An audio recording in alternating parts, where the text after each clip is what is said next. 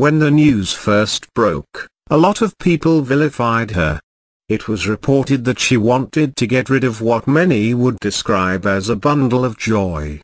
People thus wondered why a 22-year-old undergraduate would try to flush away her baby in one of the toilets in Moremi Hall, her hall of residence at the Obafemi Awolowo University, Ile-Ife, Osun State. Without clarifying the circumstances that led to the delivery in the toilet, they went on to social media networks, putting on trial Miss Oyinlola Rotimi, the 400-level student of agricultural extension and rural sociology at OAU, who delivered a baby boy on Wednesday. While the news went round the campus, the traumatized young mother was hurriedly taken to the institution's health center by two cleaners, Mrs. Ijabe Grace and Mrs. Cecilia Ologbnla. The social media was further flooded with stories that Oyinlola wanted to kill her baby. The OAU management investigated the matter and found out it was not true. Rotimi, who was discharged from the hospital on Friday, has also narrated her own side of the story. In spite of the trauma she had passed through since last Wednesday, the student, a native of Ijabe, a border town between Osun and Kwara states, says she is happy that the embarrassment she received from the controversy that surrounded the birth of her baby has turned into a blessing for her. She says the baby's birth has made her more popular and important in the society. God has the best plan for me. Why would I flush or kill my baby after going through the pains of carrying him for about good 9 months? I am not heartless and I thank God for my life and the safe delivery. I know God has the best plan for me and my baby. I seriously appreciate the cleaners for their assistance because I got here, health center, before I understood everything that happened to me. I am happy that I am alive and my baby is alive too. I'm also using this opportunity to thank the VC, the doctors and nurses, my lecturers and everybody because they all stood by me. They all became my father, my mother and everything to me. Right now, I can call myself a celebrity and definitely I'm going to be greater than a celebrity. My baby too is going to be great. Look at the circumstance that surrounds his birth, just some days old. He is already all over in the news around the world and everybody is happy to see him or hear about his story. He will surely go beyond where I am now. He has turned me into a kind of celebrity. Circumstances surrounding the baby's birth, I was purging all through the night and I had no idea of what labor pain was all about. Actually, I was feeling pressed. I can't call it a labor pain because I was visiting the toilet all through the night till that morning. I just went to the toilet to go and purge when I noticed something just came out of me, which I found out was the baby. The baby entered the closet. I was just there shouting, bleeding, and people who saw the blood came out to help me alongside the baby. I was really scared. I was not expecting a baby.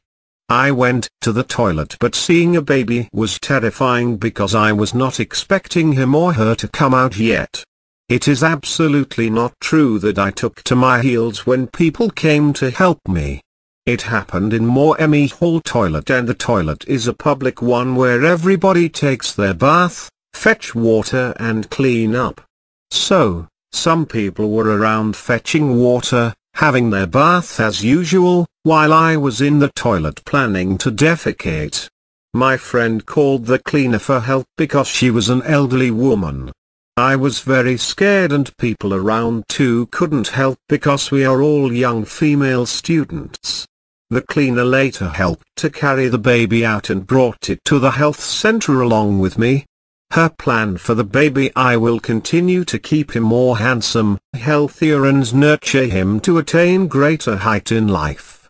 But what he will become later in life is not for me to decide, but he will definitely become what God wants him to become. I will just try to train him in God's way, and I am sure his, God, plan for his life will be realized. The bean cake she ate deceived her, CSO. According to the institution's chief security officer, Mr. Paul Ojidi, Rotimi thought she had stomach upset instead of labor pains because of the bean cake she took before going to bed. She got to campus late at night on Tuesday, and it was learned that she could not immediately get herself something to eat, but later resolved to buy beans cake within the campus. After eating the snack, she complained severely of running stomach, urinated and defecated at regular intervals. She felt her stomach disorder was caused by the bean cake that she took the previous night, not knowing it was labor pains. Varsity law does not forbid pregnancy. OAU authorities of OAU have blamed the improper use of the social media for the allegation that Oyinlola attempted to flush her baby away. The head of public relations, Mr. Bayo Dunnolenwao, who spoke on behalf of the management, described the incident as a social media rumor. He said, "Social media is designed primarily to disseminate information. But in the Nigerian context, many people disseminate rumors. The only information that should be seen there should be those persons who have the authority to speak concerning that particular incident.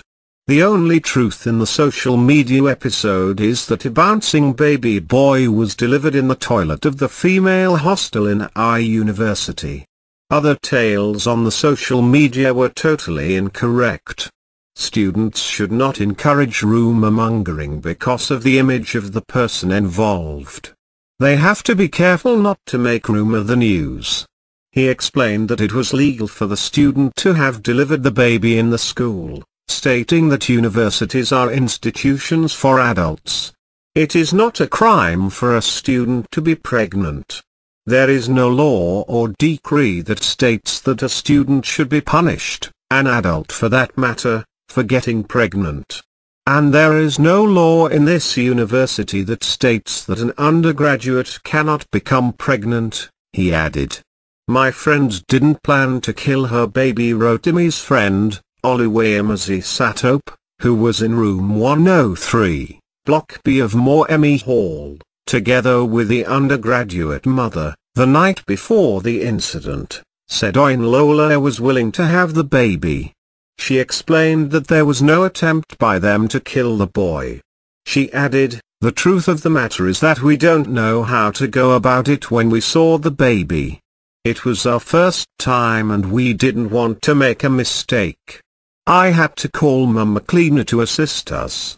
Immediately it happened, I was the first person to shout for help and 2 cleaners appeared to assist. Diana, Rotimi, had to spend the night on campus to enable her to prepare for her 8 a.m. examination the next day, because she stays off campus. That midnight, she started complaining of stomach upset and was visiting toilet regularly. A few minutes to 7 a.m., she went to the toilet to defecate but delivered a baby. Students name baby after VC, and as soon as the birth and survival of the baby became known on campus, students in their characteristic manner, launched into an unsolicited naming feast for the baby. Before the official naming ceremony scheduled to hold on Wednesday, tomorrow, OAU students have named him after the institution's vice-chancellor, Professor Bamatalo Mole. At the Anglo-Mos car park of the university, they gathered and named the baby Moremi Gbimi, Moremi blesses me, Oromi, my head saves me, Oluwadeuzi, God protects this, Eniola Oyinopa, he who God does not kill, Bamatal, be with me permanently, O Mole. Others at the Moremi Hall named the baby Oriza Muemi, deity Moremi, Moremi Deuzi, Moremi protects this, Omo Muemi, child of Moremi, O Loranwa, God exists, Unyapupo, one with many mothers, Moremiaku, Moremi is alive, Aibo, Mother Moremi is back, among others. Moremi is a mythical legend of the Yoruba race. We forced the door open to rescue Oyinlola, baby, cleaners also, the two cleaners, Mrs. Shaibi Grace and Mrs. Cecilia Ologbenla, in a chat with our correspondents, said there was no evidence to prove that Oyinlola wanted to kill her baby. The cleaners noted that they had to force the door open when they were called to ensure the safety of Oyinlola and her baby, who was crying. According to them, the baby was in the water closet when they entered the toilet. She would not have wanted to attempt to kill the baby the way we saw her. She only panicked when we forced the door in. We had to force the door in because of the cry of the baby. In fact, it was one of them that came to call us, but you know some students are impatient. They didn't confirm what happened before they started spreading rumor. Undergraduate father keeps mum. Meanwhile, efforts made by our correspondents to speak with the baby's father proved abortive. He is a 400-level student of mechanical engineering, and is sitting for the second semester examination currently on at the institution. One of his friends who spoke on the condition of anonymity explained that the young father is very sober about the development. The friend alleged that the young man and Rotimi had been friends for some time. Along the line, Oyinlola got pregnant and they decided not to abort it in order not to compound their sin.